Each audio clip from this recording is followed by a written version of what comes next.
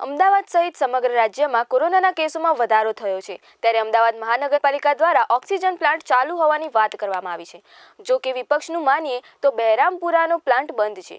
વિપક્ષનો આક્ષેપ છે કે બહેરામપુરામાં ગત કોરોના સમયે તાબડતોડ ઊભો કરાયેલો ઓક્સિજન પ્લાન્ટ અત્યારે ધૂળ ખાતો અને ભંગાર હાલતમાં પડ્યો છે। કોરોનાની વિપદા વખતે લાખો લોકો ઓક્સિજન વગર તરફડ્યા હતા। તે સમયે જાણે તંત્ર ભૂલી ગયું હોય તેમ હાલની પરિસ્થિતિમાં લાગી રહ્યું છે। વિપક્ષ નેતાએ આક્ષેપો કર્યા હતા ત્યારે હેલ્થ ઓફિસર દ્વારા આ અંગેની જાણકારી આપવામાં આવી।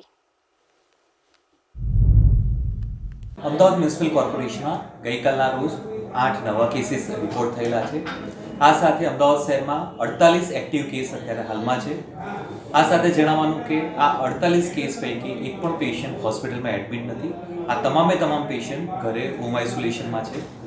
સાથે સાથે કોઈ પણ પોઝિટિવ પેશન્ટ આવે અને એને એડમિશનની જરૂરિયાત જણાય, શહેરની એસટીપી હોસ્પિટલમાં આપણે આ પેશન્ટને એડમિટ કરી શકીએ તે સુવિધા છે। મેલ ફિમેલ માટે અલગ વોર્ડ કરવામાં આવેલો છે। કદાચ આઈસીયુની જરૂરિયાત પડે તો આઈસીયુની અવેલેબિલિટી પણ કરવામાં આવેલી છે। આ સાથે સાથે તમામ સીએચસી તમામ હોસ્પિટલ ખાતે ઓક્સિજન પ્લાન્ટ પણ કાર્યરત કરવામાં આવેલા છે। હાલમાં જે ચેપી રોગ હોસ્પિટલ ખાતે જે સ્ટોરેજ યુનિટ છે એ બંધ છે।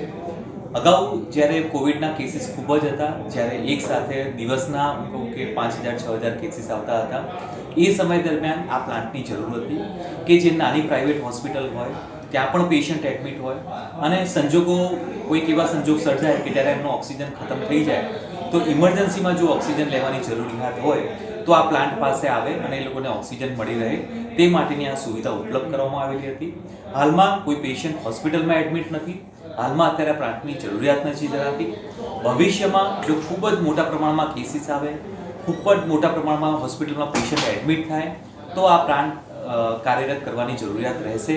તેને અનુસંધાને આ પ્લાન્ટ અત્યારે હાલમાં કાર્યરત રાખવામાં આવેલો છે, પરંતુ તેને ફિલિંગની કામગીરી છે એ ભવિષ્યમાં સંજોગોને ધ્યાનમાં રાખીને એને ફિલિંગની કાર્યવાહી કરવામાં આવશે।